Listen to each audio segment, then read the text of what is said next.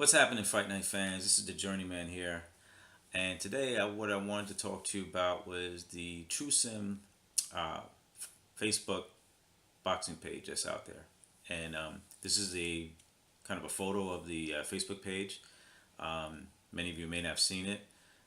For existing members, you know what this is. For new members, what I'm going to be talking about is where to find the rules. Okay, so you'll see right here in this next photo, this is the pinned post. And the pinned post pretty much has all the rules that you would need to know. And they're ever evolving, ever changing. When we first started the league, we had a featherweight division, we had light heavyweight. Those divisions didn't last long. There was not a lot of participation. So now we have middleweight and heavyweight. Heavyweight's actually pretty big right now, and we have a welterweight division.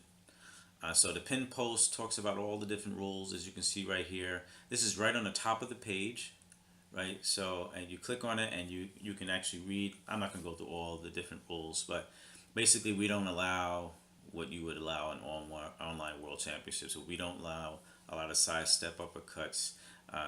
We don't allow a lot of back step straights, push straights. We're not going to allow excessive running in our fights. Power straight spam, body spam, all that is laid out in the pin post.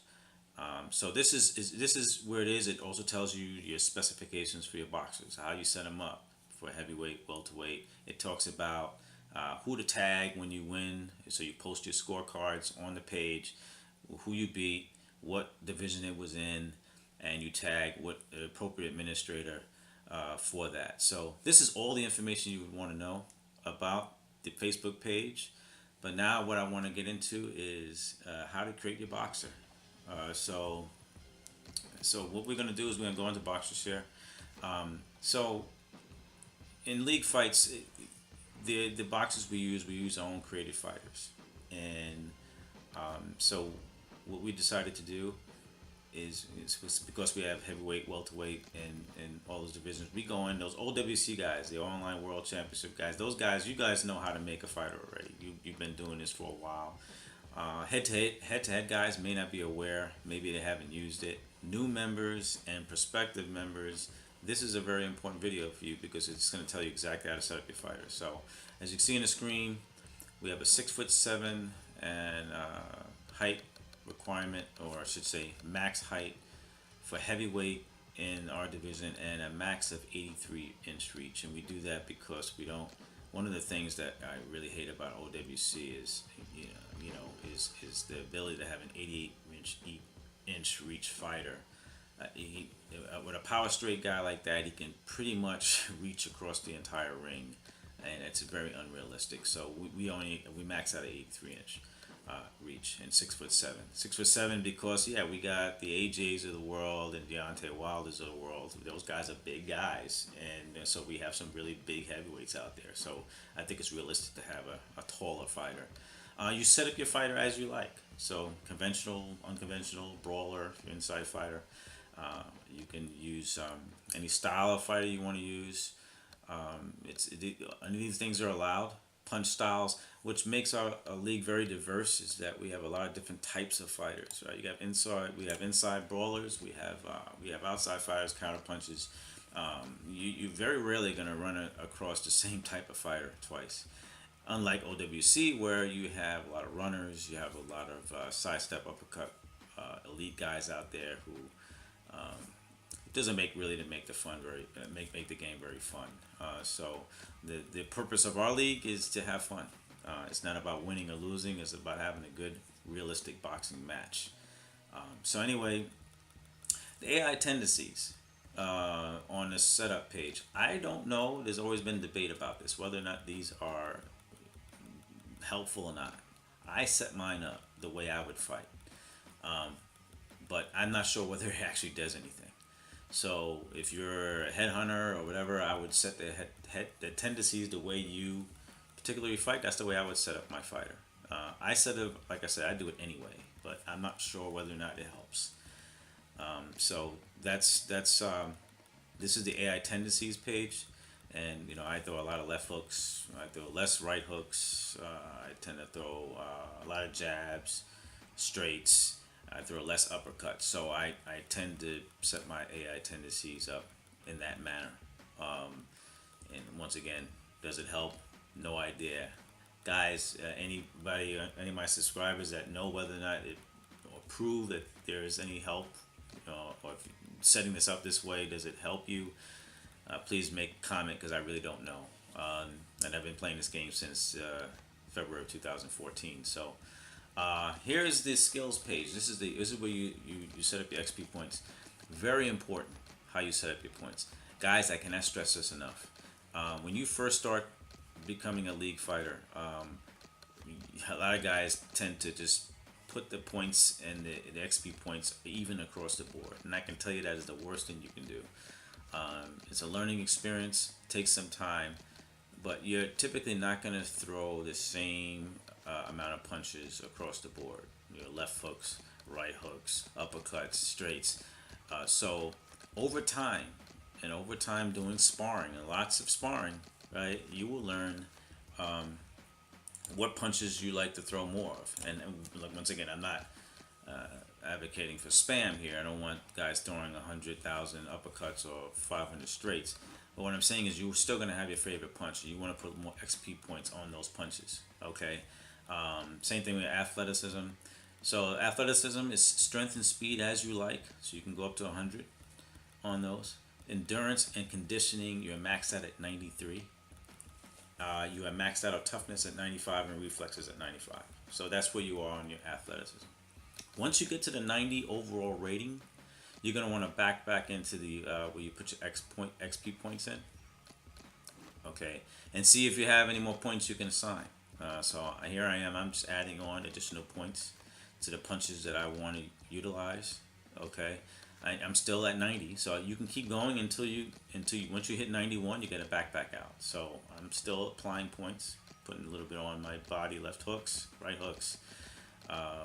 Adding a little bit more to my head movement. Now I'm at 91, so I got to get back to 90. So you can see now I'm at 90 now, and my boxer is complete. That is it for setting up my heavyweight fighter. I apply my changes, and I go to X out at this particular point. And then what we're going to do is we're going to look at the other divisions. So it's the same process. You're going to go to create a boxer. Boxer Series again. Oh, I'm sorry. At this point, you may want to test your fighter out. Sorry about that. So what I would suggest is go in there, take a heavyweight boxer, and go in and spar the computer against Mike Tyson. Okay, and see how it goes. Try it out, and do that. For now, middleweight, you want to do the same exact process. You set up. Now, middleweight, your max height is at 5'11", and your max reach is going to be at 76 inches. Okay, so that's your specs for obviously 160 pounds is your weight limit for middleweight boxers. So you're at 76 inches reach, and everything else applies the same exact thing that we talked about. So you set up your boxer the way you want to set it up. Same thing with. And then let's get into welterweight. Welterweight, a little bit different. The only thing with welterweight that we want to talk about that's different is that you can actually set up a welterweight fighter as a middleweight, but we don't want you to do that. We want you to set him up as a welterweight. Okay, so welterweight specs, 5'10" height, reach, max reach at 74 inches. Those are league specs. Okay, these are the three divisions that we talked about. One of the things I didn't talk about is, and within our league, you are allowed to use different block styles. So we're not limited to the textbook style. Some guys like to use Philly shell. Some guys used to like cross block. Not a lot of guys use them in the league, but you're free to use them if you want to. So once again, it's all the blocks are available, and then it's the same thing. Set up your points as you wish. One other way of creating a boxer is to go to download Boxer, And here on BoxerShare, there are tons of boxers and cabs that people have created over the years. Real boxers, fictional boxers, wrestlers, actors, political candidates, anything you can think of, monsters, aliens, it doesn't matter. Whatever you want to pick is available on BoxerShare. You download those fighters, you tweak them to meet the specs of the league, and you are free to use those fighters as you wish in the league. One of the things I want to talk about also is glitched fighters. It's a topic, a big topic in our league. When you go to the fighter setup screen to have a league fight, it's important that each person is able to see the other person's fighter, the actual fighter. And there are glitches within Fight Night Champion. And one of the glitches is that when you have a league fight or you have a fight with created cabs, in the heavyweight division, sometimes the fighters show up as Roy Jones Jr. In the middleweight division, they show up as Ricky Hatton. These are glitches, known glitches. They've been around for a long time. One of the things I've learned, and actually Eddie Williams taught me this, was if you have a glitch, you want to go in and edit and copy your existing boxer. You can go into the screen here and change his weight a few pounds, maybe like 2 or 3 pounds, and then go back out, apply those changes, and then you're gonna back into the screen to where your boxes are at. Once you get back into your boxer screen, you're gonna wanna go back to edit boxer. You're gonna wanna look at the list of your created boxes that you have. You have 2 Rich Adams there. Well, the Rich Adams you want to delete is the original one. So that's the one at 235 pounds. You keep the one that's 232 pounds.